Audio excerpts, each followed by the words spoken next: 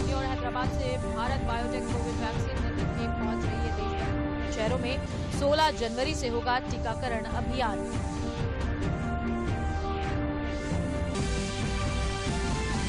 एक फरवरी को पेश किया जाएगा देश का आम बजट। 29 जनवरी से शुरू होगा संसद का बजट सत्र। राष्ट्रपति रामनाथ कोविंद 29 जनवरी को लोकसभा और राज्यसभा की साझा बैठक को करेंगे संबोधित।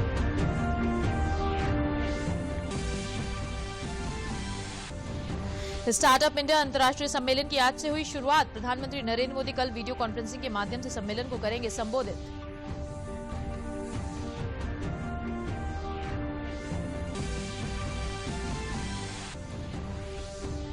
और वहीं मुख्यमंत्री योगी आदित्यनाथ ने गोरखपुर में सूचना विभाग की डिजिटल डायरी मोबाइल ऐप को किया लॉन्च। डाक विभाग की विशेष आवरण और विरूपण का किया विमोचन।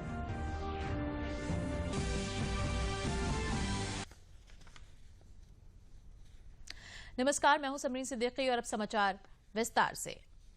देश भर में 16 जनवरी से देशव्यापी टीकाकरण अभियान शुरू होने जा रहा है। इससे कोविड-19 के खिलाफ लड़ाई को और मजबूती मिलेगी।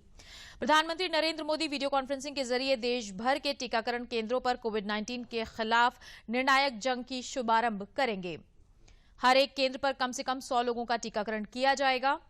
पहले चरण में स्वास्थ्यकर्मी और अग्रिम मोर्चे पर तैनात कार्यकर्ताओं का टीकाकरण होना है।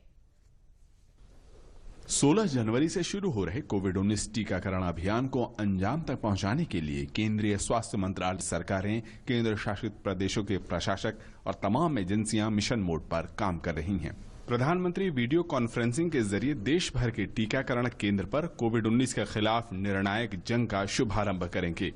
हर एक केंद्र पर उस दिन कम से कम 100 लोगों का टीकाकरण किया जाएगा। टीकाकरण संबंधी हर एक गतिविधि की निगरानी कोविन ऐप के जरिए सुनिश्चित की जाएगी। अभियान के तहत मार्च के आखिर तक प्रथम चरण के 3% से ज्यादा का टीकाकरण हो जाने की संभावना है।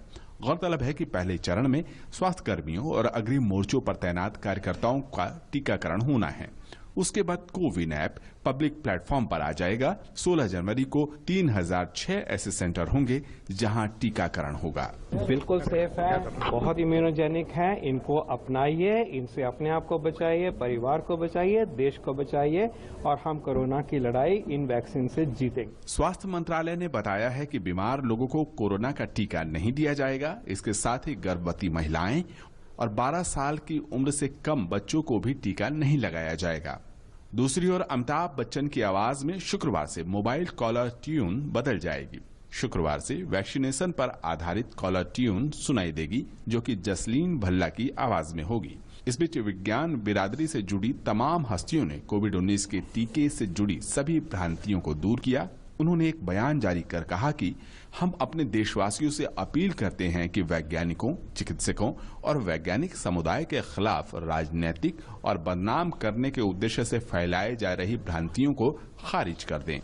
उन्हें इस बात का एहसास करने की जरूरत है कि उनके निहित स्वार्थों के कारण जो उच्च मूल्यों वाली विश्वसनीय वैज्ञानिक प्रतिष्ठा हमने कमाई है, वो नष्ट हो रही है। हमारे प्रयासों से ही पूरी दुनिया में भारत टीके के निर्यात के मामले में अग्रणी होगा। शनिवार से शुरू हो रहे टीकाकरण अभियान को सुचारू रूप से लागू करने के लिए राज्य सरकारों ने कमर कस ली है। राज्य सरकारों की तमाम एजेंसियां इसके लिए अपने स्तर पर प्रयास कर रही हैं। टीकाकरण के लिए बनाए गए केंद्रों पर लोगों को अपना परिचय पत्र भी दिखाना होगा। कोरोना से निपटने के लिए पूरा समाज एकजुट था। सभी धर्मों के धर्मगुरु, सभी जनप्रतिनिधि, सभी समाज सेवी, प्रशासन, वैसे ही ये संजीवन बूटी है एक तरह से वैक्सीन। स्वास्थ्य मंत्रालय की ओर से राज्यों को सलाह दी गई है कि प्रत्येक केंद्र पर हड़बड़ी में तय सीमा से ज्यादा संख्या में लोगों को न बुलाया जाए। लोग व्यवस्थित होकर तय समय और तारीख पर केंद्र तक पहुंचे, इसके लिए तैयारियों को अंतिम रूप दिया जा रहा है। और टीकाकरण अभियान से पहले स्वास्थ्य और परिवार मंत्रालय ने राज्यों और केंद्र शासित प्रदेशों को दोनों टीकों को कोविशील्ड और कोवैक्सीन के लिए आवश्यक दिशा निर्देश जारी किए हैं। केंद्रीय स्वास्थ्य मंत्रालय द्वारा भेजे गए खत में कहा गया है कि जिसे पहला टीका जिस वैक्सीन का लगा है, उसे दूसरी डोज भी उसी वैक्सीन की दी जाएगी। साथ ही टीका लगाने से पहले लोगों की मेडिकल हिस्ट्री पता करना जरूरी होगा।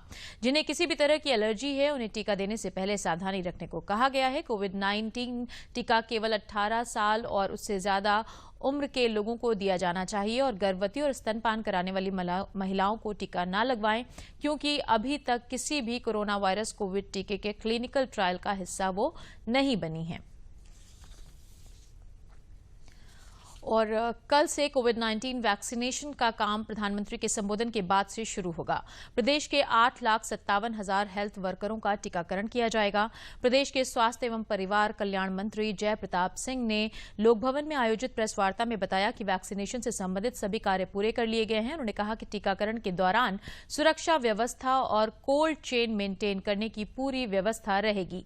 टीकाकरण के व उसके बाद भी कोविड प्रोटोकॉल का सभी को पालन करना अनिवार्य होगा। टीकाकरण के लिए 5 सदस्यों की एक टीम बनाई गई है, जिसे अतिरिक्त टीम में एक वैक्सीनेटर भी रहेगा।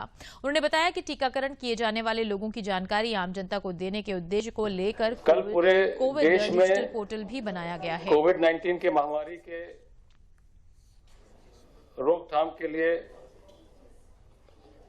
वैक्सीन जो हमारे भारत में निर्मित हुआ है, उसका अभियान कल से प्रारंभ होगा 16 तारीख से पूरे देश में। प्रधानमंत्री जी उसका शुभारंभ करेंगे सुबह के समय में, और उसके बाद हमारे यहाँ 317 केंद्रों पर 100 की संख्या में हम कल प्रारंभ करेंगे। वो 31,700 की संख्या होगी कल के लिए। और केंद्र सरकार और आंदोलनरत किसान संगठनों के बीच कृषि कानून को लेकर अगले दौर की बातचीत आज हो रही है। सरकार के साथ कई दौर की वार्ता और सुप्रीम कोर्ट के दखल के बावजूद कुछ किसान संगठन नए कृषि कानूनों को रद्द करने की मांग पर अड़े हुए हैं। वार्ता को आगे बढ़ाने की अपील करते हुए केंद्रीय कृषि राज्य मंत्री कैलाश चौधरी ने कहा कि सुप्रीम कोर्ट ने जो समिति बनाई है वो किसानों के हित में है।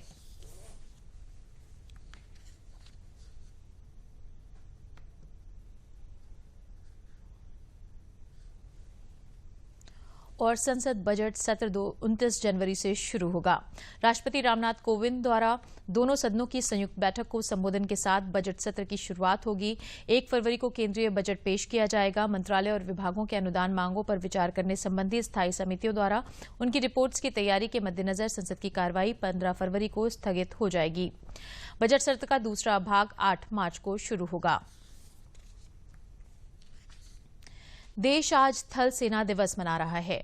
इस दिन साल 1949 में लेफ्टिनेंट जनरल के.एम. करियप्पा भारतीय थल सेना के पहले भारतीय कमांडर इन चीफ बने थे।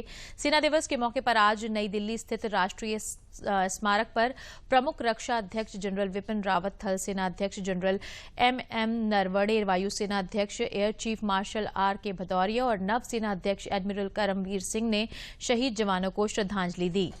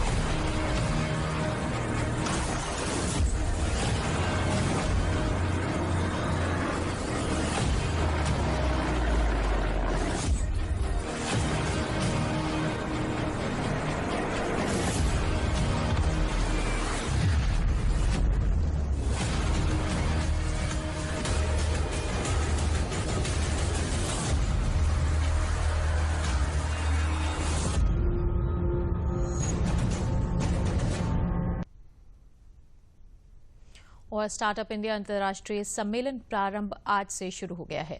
प्रधानमंत्री नरेंद्र मोदी शनिवार को वीडियो कॉन्फ्रेंसिंग के माध्यम से स्टार्टअप से बातचीत करेंगे और प्रारंभ स्टार्टअप इंडिया अंतर्राष्ट्रीय सम्मेलन को संबोधित करेंगे। सम्मेलन का आयोजन 15 और 16 जनवरी को वाणिज्यिक तथा उद्योग मंत्रालय के उद्योग तथा आंतरिक व्यापार विभाग द्वारा किया जा रहा है। ये 2 दिवसीय सम्मेलन प्रधानमंत्री द्वारा अगस्त 2018 में काठमांडू में आयोजित चौथे बिम्स्टेक शिखर सम्मेलन में की गई घोषणा से आगे का कदम है। काठमांडू शिखर सम्मेलन में भारत ने बिम्स्टेक स्टार्टअप सम्मेलन आयोजित करने का संकल्प व्यक्त किया था। और गोरखपुर में मुख्यमंत्री योगी आदित्यनाथ ने गोरखनाथ मंदिर से खिचड़ी मेले का विशेष आवरण डाक टिकट जारी किया। इसी के साथ सूचना विभाग उत्तर प्रदेश की digital diary mobile app launch किया गया। डाक विभाग ने विशेष डाक टिकट की 5000 प्रतियां छपाई हैं। इसे मंदिर में वितरित किया जाएगा। डाक विभाग द्वारा सांस्कृतिक धरोहरों और परंपराओं को सहेजने की पहल की जा रही है। इस अवसर पर मुख्यमंत्री योगी आदित्यनाथ ने कहा कि डाक सेवा विभाग द्वारा क्षेत्रीय विरासत और धरोहर को बनाए रखने के लिए डाक टिकट गोरखनाथ पर जारी किया गया है। इसी के साथ उत्तर प्रदेश के सूचना विभाग द्वारा डिजिटल डायरी का शुभारंभ भी किया गया।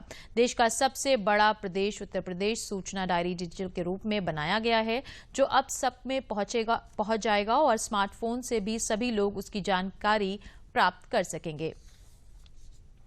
इस प्रचलन का हिस्सा बनाया है। लोगों को अपनी विरासत को आगे बढ़ाने और आम जन तक उसे प्रचारित प्रसारित करने का एक अवसर दिया है और लोगों को भी डाक सेवाओं के साथ जुड़ने का जो एक अवसर प्रदान किया गया है। इसके लिए डाक सेवा गोरखपुर के पीएमजी और पूरी डाक सेवा से जुड़े कर्मियों का धन्यवाद देता हूं। साथ ही साथ उत्तर प्रदेश सरकार की सूचना विभाग की डिजिटल डायरी आज यहां पर लॉन्च हुई है। हम सब जानते हैं कि अब तक की जो डायरी होती थी यह हमारे पास हार्ड कॉपी में यानी पुस्तक के आकार में आती थी। कितना कागज इसमें बनता था और कागज लगने के साथ ही कोई व्यक्ति संतुष्ट भी नहीं होता था, क्योंकि हर एक तक पहुंचने में दिक्कत होती थी, नहीं पहुंच पाता था। तमाम प्रकार की शिकायतें भी आती थी। उन स्थितियों से डिजिटल फॉर्म में आ रही है और उत्तर प्रदेश देश का सबसे बड़ा राज्य होने के नाते डिजिटल फॉर्म में सूचना विभाग की डायरी भी आए, जिससे कोई भी व्यक्ति अपने स्मार्टफोन से उत्तर प्रदेश शासन की कार्य पद्धति और उससे जुड़े हुए विभिन्न विभागों के बारे में जानकारी भी रख सकता है, उनसे संवाद भी बनाए रख सकता है। और प्रधानमंत्री कौशल विकास योजना का तीसरा चरण आज से शुरू होगा। योजना के तीसरे चरण को देश भर के 600 जिलों में शुरू किया जाएगा। इस योजना की शुरुआत कौशल विकास एवं उद्यमिता मंत्री महेंद्र नाथ पांडे करेंगे। कौशल विकास और उद्यमिता मंत्रालय के नेतृत्व में चलाई जा रही इस योजना में नए जमाने के कौशलों के साथ साथ कोविड महामारी से संबंधित कौशलों पर भी ध्यान केंद्रित किया गया है। योजना के तीसरे चरण में 2020-21 के दौरान 8 लाख प्रत्याशियों को प्रशिक्षण दिया जाएगा, जिस पर 9 अरब 48 करोड़ रुपए से अधिक की राशि खर्च होगी। देश में कुशल लोगों का बड़ा समूह तैयार करने के लिए 200 से अधिक औद्योगिक प्रशिक्षण संस्थानों और सूचीबद्ध प्रशिक्षण केंद्रों और 729 प्रधानमंत्री कौशल केंद्रों में इस योजना के अंतर्गत प्रशिक्षण पाठ्यक्रम शुरू किए जाएंगे। योजना के पहले और दूसरे चरण से प्राप्त अनुभव के आधार पर मंत्रालय ने तीसरे चरण में कई सुधार किए हैं, ताकि मौजूदा नीति और नई आवश्यकताओं के अनुसार कौशल प्रशिक्षण दिया जा सके। प्रधानमंत्री नरेंद्र मोदी ने 15 जुलाई 2015 को स्किल इंडिया मिशन का शुभारंभ किया था। भारत को दुनिया में कौशल की राजधानी बनाने की सोच के साथ शुरू की गई ये योजना सरकार का प्रमुख कार्यक्रम है, जो लोगों में बड़ा लोकप्रिय हुआ है।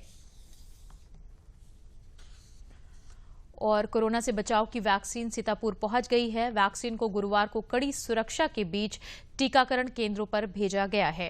कोविशील्ड नाम की इस वैक्सीन की जिले में 19,810 डोज पहुंची हैं। आने वाली 16 जनवरी को जिला महिला चिकित्सालय CHC हरगांव एवं खैराबाद तथा अटरिया के हिंद मेडिकल कॉलेज में वैक्सीन की राष्ट्रीय लॉन्चिंग का सजीव प्रसारण होगा।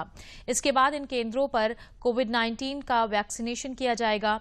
CMO डॉक्टर मधु गैरलिला के अनुसार ये vaccine serum institute of India की है। ये सभी मानकों पर खरी है और इसके कोई साइड इफेक्ट भी नहीं है।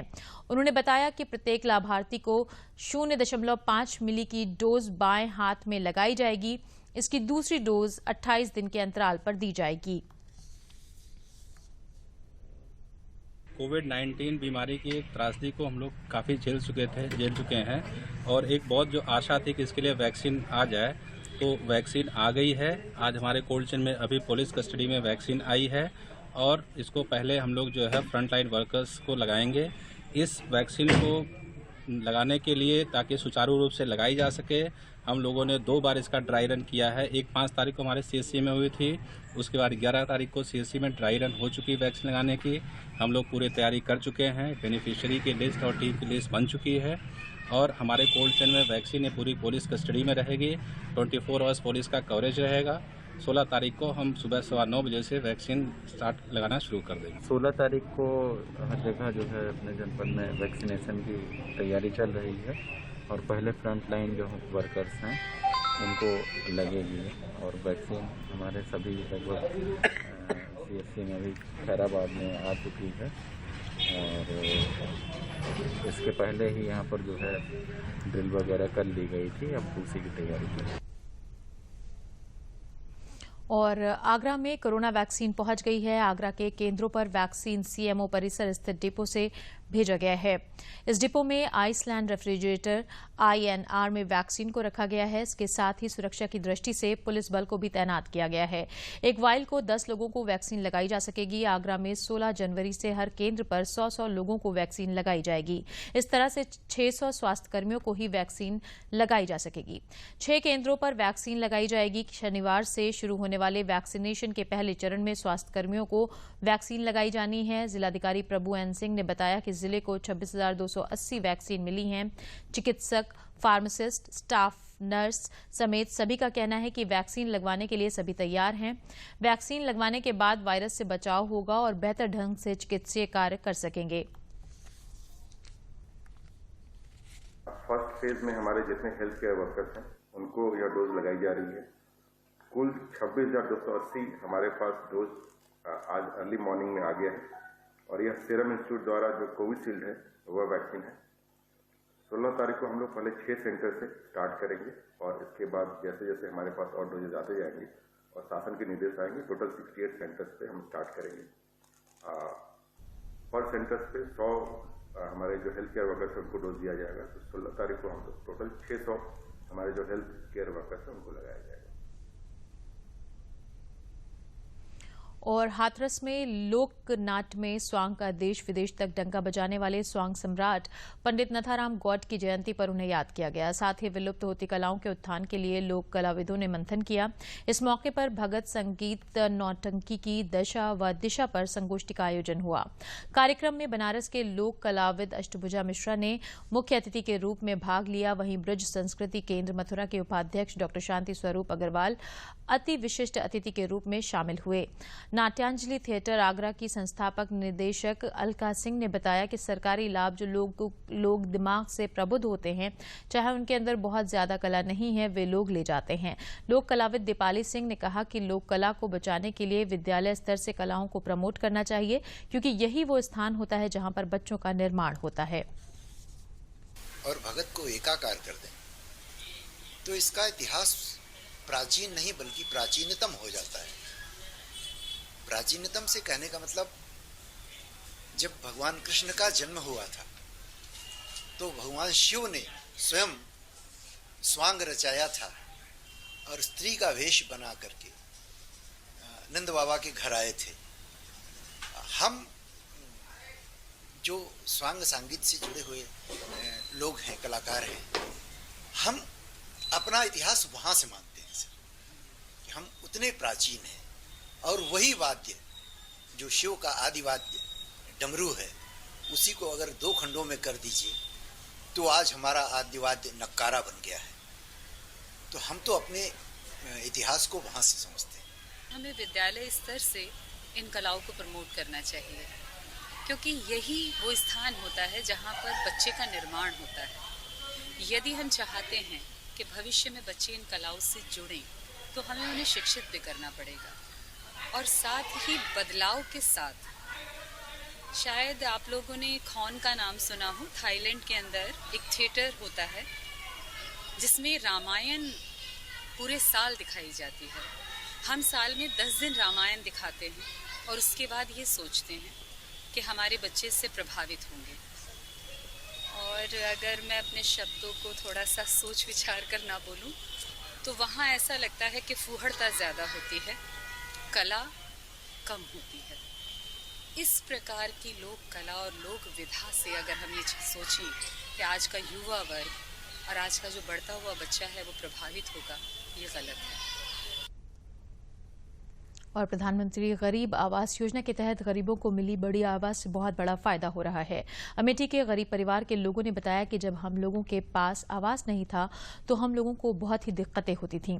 बरसात में जहां पानी घर में गिरता था और घर में रखे सभी सामान भीग जाते थे, यहां तक कि घर का राशन तक भीग जाता था और सर्दी में तो हवा सीधे घर के अंदर तक आती थी। हम लोग बहुत परेशान हो जाते थे, लेकिन कोई रास्ता भी नहीं था। लेकिन जब से सरकार ने हमें प्रधानमंत्री आवास योजना के तहत घर दिए हैं, तब से हमारी समस्याएं खत्म हो गई हैं। अब बड़ी आसानी से जिंदगी चल रही है और इसके लिए हम सरकार का बहुत धन्यवाद देते हैं। छनियर रहन, पानी बरसत रहन, चुगत रहन, सब भीग जात रहन कपड़ा, जो नाटा सब ठंडी में से जो नाटा अपन जड़ात रहन, हवा बहत रही ही, अपन कोनो तरह बितावत रही ने। तो हमका आराम है, सही है, अब बढ़िया से रही थे तो सही है। पहले बहुत सारी दिक्कतें थी, छपरा उपरा छाया रहता था मेरे घर में, पानी बरसने से हम लोग पढ़ते थे, कॉपी पर गिरते थे, ठीक से पढ़ नहीं पाते। आवास मिल जाने से बहुत फायदा हो गया, हम लोग अब पढ़ लेते हैं, बिजली हो गया है घर में, सब कुछ। बहुत थे साहब की छप्पर के नीचे रहता था, पानी भर जाते थे, कीड़ा बीछी सब आते थे, कहाँ खटिए पे न सोने का न बिस्तर न रहने का, हर चीज़ परेशानियाँ रहती थी। बहुत सही काम किए हुए, हमारे गरीब के लिए बहुत ही अच्छा काम किए हुए। और तो कोई भी माने न माने, लेकिन मैं मानता हूँ कि वो गरीब के लिए बहुत ही काम किए। बहुत दिक्कत थी, पानी बरसता था, चूता था, छान थी, जो है हम लोग बहुत परेशान थे। और प्रधानमंत्री मिलने की वजह से हम लोग बहुत खुशहाल हैं। प्रधानमंत्री जी को धन्यवाद। और फिरोजाबाद में राज्यपाल आनंदीबेन पटेल ने एक जिला एक उत्पाद के अंतर्गत कांच उद्योग का जायजा लिया और प्रगति ग्लास का निरीक्षण भी किया। उन्होंने महिलाओं द्वारा बनाए गए कांच के आइटम देखकर खुशी जताई। इस दौरान उन्होंने टीबी पीड़ित बच्चों के स्वास्थ्य की प्रगति की जानकारी भी हासिल की। फिरोजाबाद में 1 दर्जन एनजीओ व 100 अधिकारियों ने 513 बच्चों को गोद लेकर उनके स्वास्थ्य का ख्याल रखा था, जिनमें से 480 बच्चे पूर्णतः स्वस्थ हैं और 26 का उपचार चल रहा है। राज्यपाल आनंदीबेन पटेल ने जनपद के उन्नतशील किसानों एवं स्वयं सहायता समूह की महिलाओं से भी भेंट की।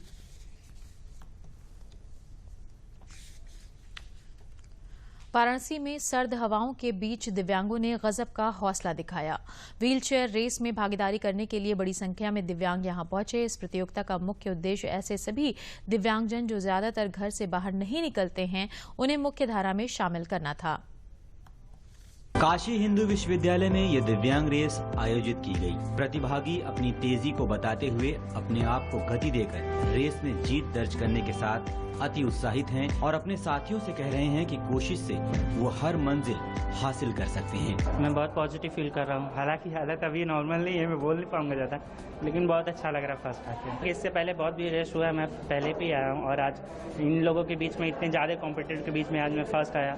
मुझे बहुत अच्छा अनुभव हो रहा है। मैं चाहता हूँ कि ऐसे कार्यक्रम निरंतर भविष्य में होते रहे, ताकि हम लोग की ऊर्जा बराबर बनी रहे। आयोजकों का उद्देश्य भी समाज को संदेश देना ही है कि दिव्यांग निश्चित रूप से मजबूत इरादे रखते हैं और हमारी आपकी तरह भी वो हर परीक्षा को पास कर सकते हैं। उनको यही संदेश है कि अपने लक्ष्य की तरफ लगातार बढ़ते रहें, जरूर वो अपने लक्ष्य को जरूर एक ना एक दिन प्राप्त करेंगे। इनकी रेस को सम्मान देने और उत्साहवर्धन के लिए लोग सड़क के किनारे खड़े दिखाई दिए। 40 दिव्यांग प्रतिभागियों ने प्रतिभाग किया है और पूरी 2 किलोमीटर की दूरी तय करी है। और आज इस रेस का मुख्य उद्देश्य है कि जीते कोई भी, हारे कोई भी, इससे कोई मकसद नहीं है। मेन है कि सारे प्रतिभागी इसमें प्रतिभाग करें, अपना मनोबल बढ़ाएं, अपना आत्मविश्वास बढ़ाएं और ये सिद्ध करें कि ऐसा कोई भी कार्य नहीं है जो दिव्यांग नहीं कर सकते। बहुत से लोग ये मानते हैं दिव्यांग का ये कुछ लिमिटेशंस है, पर हम लोग का ऐसा मानना नहीं है। वो विशिष्ट व्यक्ति हैं और वो मानसिक रूप से काफी मजबूत हैं। जरूरत है उनको प्रॉपर प्लेटफॉर्म देने की, उनको अपनी क्षमता को पहचानने की। काशी वासियों का उद्देश्य रहा है हमेशा से लोगों को संदेश देना। इन दिव्यांग लोगों की ये रैली, ये रेस कराकर इन लोगों ने एक संदेश तो दिया ही, इन लोगों ने भी संदेश दिया कि कैसे हम सबकी बराबरी करते हैं, ये कैसे एक समाज में मैसेज दे सकते हैं कि ये भी सक्षम हैं हमारी तरह, आपकी तरह। कैमरा पर्सन आशुतोष उपाध्याय के साथ doctor Rakesh Bahadur Singh Gautam, DD news, Varanasi. और गोंडा जिले के विकासखंड नवाबगंज और विकासखंड वजीरगंज के किसान कल्याण मिशन अंतर्गत किसान मेला, प्रदर्शनी एवं संवाद का आयोजन किया गया। प्रदेश के समाज कल्याण मंत्री रमापति शास्त्री ने किसान कल्याण मिशन के अंतर्गत लगे कृषि मेले और प्रदर्शनी का उद्घाटन किया और विभिन्न विभागों के लगे स्टॉलों का निरीक्षण भी किया। कार्यक्रम को संबोधित करते हुए उन्होंने प्रदेश सरकार की योजनाओं एवं उपलब्धियों पर विस्तार से प्रकाश डाला। समाज कल्याण मंत्री ने कहा कि किसान जहां भी चाहे अपने उत्पाद वहां ले जाकर बेच सकते हैं। उन्होंने ये भी कहा कि किसान का किसी तरह से उत्पीड़न करने वाला बख्शा नहीं जाएगा। और दक्षिण पूर्वी अरब सागर के ऊपर कम दबाव का क्षेत्र बनने की वजह से तमिलनाडु, पौंडीचेरी, केरल, लक्षद्वीप के आसपास के क्षेत्रों के अगले 24 घंटे में भारी बारिश के पूर्वानुमान मौसम विभाग ने जताया है। अगले 2 दिन तक हल्की बारिश भी हो सकती है। वहीं उत्तर भारत में अगले 3 दिन कड़ाके की ठंड जारी रहेगी। इसके अलावा कोहरे की वजह से सामान्य जनजीवन प्रभावित रहेगा। शुष्क उत्तर पश्चिमी हवाओं के कारण ठंड की स्थिति रविवार तक ऐसे ही बनी रहने के आसार हैं। गुरुवार को पूरा भारत कोहरे की चादर में लिपटा रहा। उत्तर प्रदेश की राजधानी लखनऊ में भी कोहरे का असर दिखा। पीतल नगरी मुरादाबाद भी कोहरे के और कड़ाके की ठंड की चपेट में रहा। आज सुबह से ही लखनऊ कोहरे की चादर में लिपटा हुआ है। घने कोहरे के होने के कारण यातायात धीमा हो गया था। मौसम विभाग के अनुसार प्रदेश में आने वाले 3-4 दिनों में बदलाव आएगा। आने वाले 24 घंटों में शीतलहर जारी रहेगी और लखनऊ तथा आसपास के इलाकों में सुबह घना कोहरा रहेगा। दिन में भी मौसम सर्द रहेगा। इसी के साथ समाचार समाप्त हुए। नमस्कार।